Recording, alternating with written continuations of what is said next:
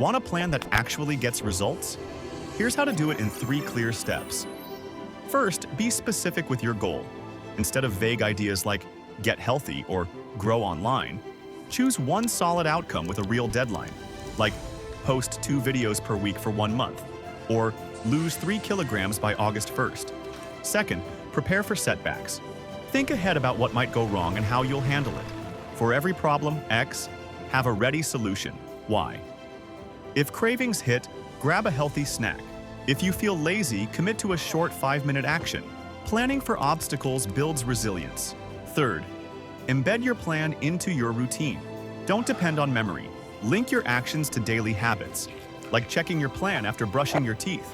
Set reminders, calendar alerts, sticky notes, or a friend checking in.